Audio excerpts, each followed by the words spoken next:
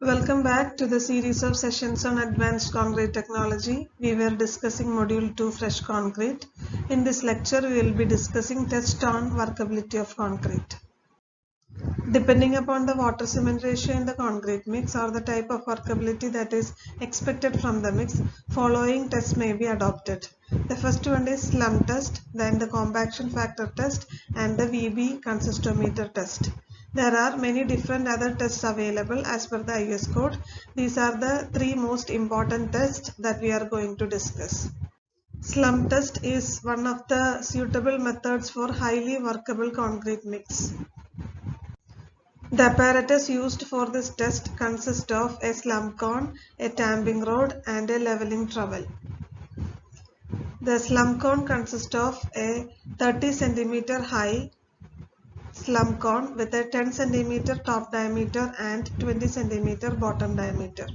Then we have a 60 cm long and 1.6 centimeter diameter tamping rod. Then we have a trowel, and all these arrangements are to be placed in a clean board. Let us discuss the procedure of slump test. First of all, place the slump mold on a smooth, flat and non-absorbent surface. Mix the dry ingredients of concrete thoroughly until a uniform color is obtained, and then add the required quantity of water as per the mix design. Now we are going to fill in the mold in 4 different layers. So first of all, place the mixed concrete in the mold up to a height of 1/4 the height. Then compact the mix using the tamping rod for 25 times throughout the uniform area. Then place the remaining mix up to a height of half of the mold.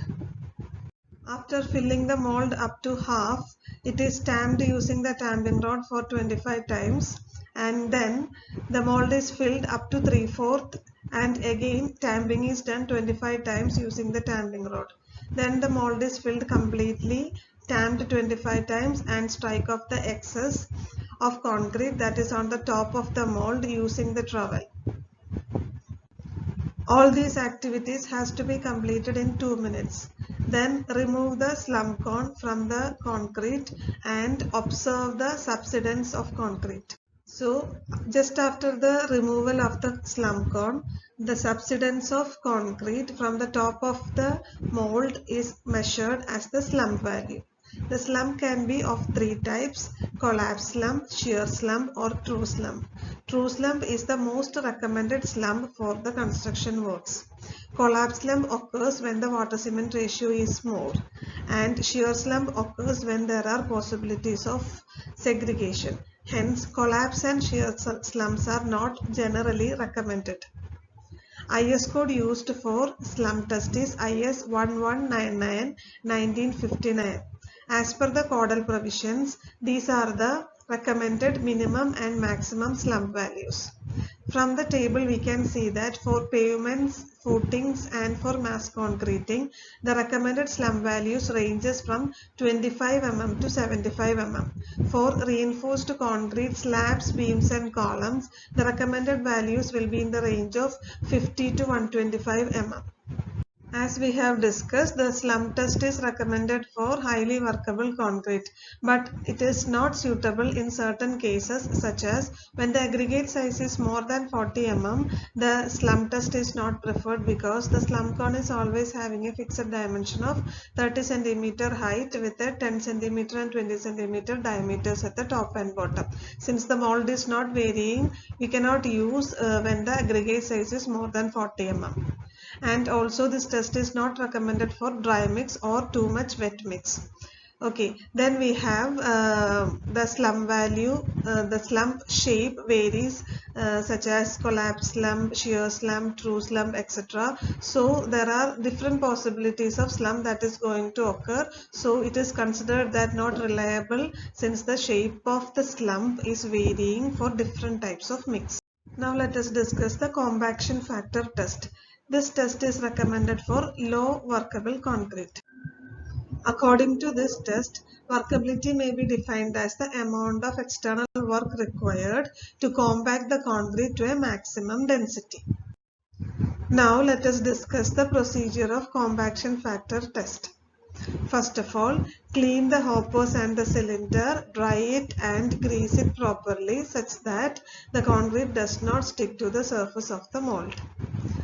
Then mix the concrete as per the mix proportions and then it is scooped and placed into the upper hopper. At that time it has to be taken care that both the hopper lids are to be closed. Once the filling is complete, excess concrete is stripped off and the hopper door is opened. That is, the topmost hopper door is opened. Then the concrete will fall from the top hopper to the second hopper. Then suddenly the second hopper lid is opened and the concrete is allowed to fall into the cylinder. Remove the surplus concrete on the top of the cylinder, clean the outside surface and measure the weight of the cylinder to an accuracy of 10 gram.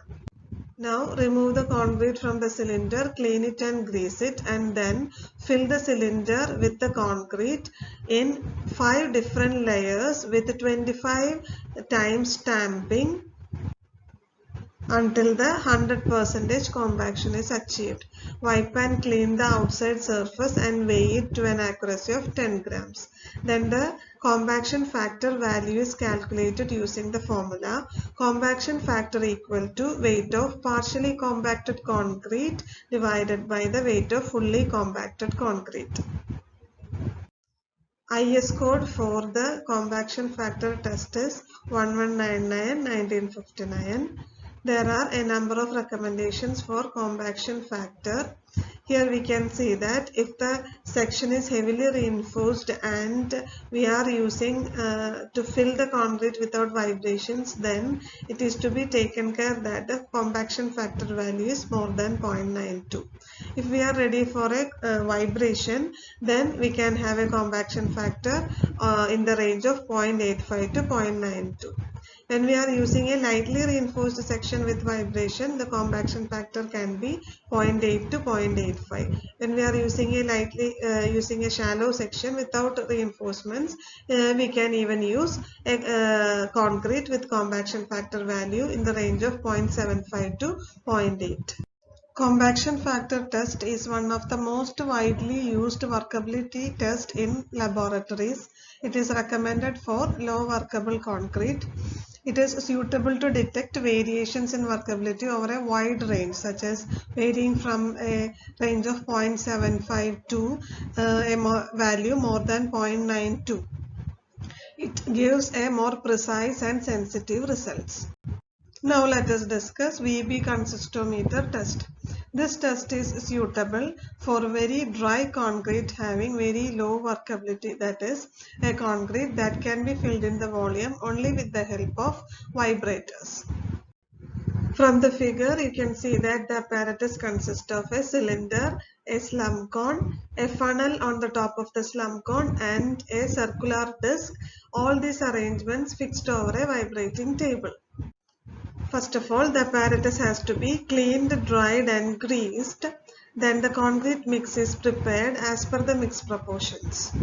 Then the concrete is poured into the slum cone in 4 different layers with 25 numbers of tamping on each of the layer. Once all the concrete is filled into the slum cone, the funnel is removed and the top is leveled. After that, the circular disc is rotated and placed over the concrete that is in the shape of the slum cone. Now the vibrator is started as well as the stopwatch is switched on. On vibration, the concrete starts remolding from the slum cone shape to the shape of the cylinder. The vibration is continued until the concrete takes the shape of the cylinder. The time required for the complete remolding in seconds is noted as VB seconds. VB consistometer test is also conducted as per the codal provisions of IS 1199-1959. There are a number of recommendations for VB time based on which we can determine the workability of the given concrete mix. From the table it is clear that VB time in the range of 0 to 3 seconds means we can consider the mix to be completely plastic. As the VB time increases, the type of workability of the mix also changes from plastic to stiff plastic, then stiff, then very stiff, and to extremely dry case. When the VB time is in the range of 18 to 32 seconds, we consider the mix to be extremely dry.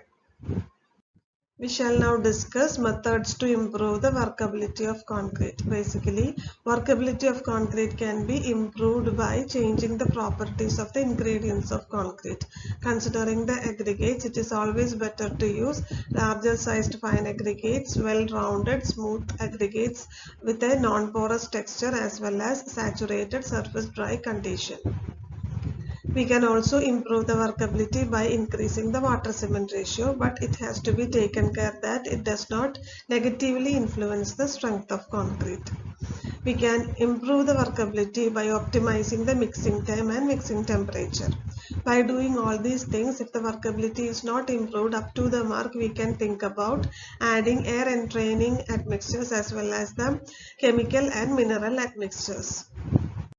In today's session, we have discussed various tests on workability of concrete such as slump test, compaction factor test and VB consistometer test. There are many other methods also.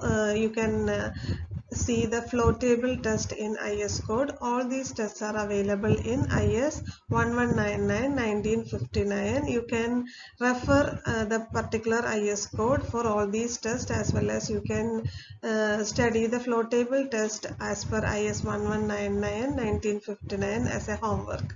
Okay, we have also discussed the methods of improving workability of concrete by changing the properties of ingredients as well as adding chemical and mineral admixtures. Thank you.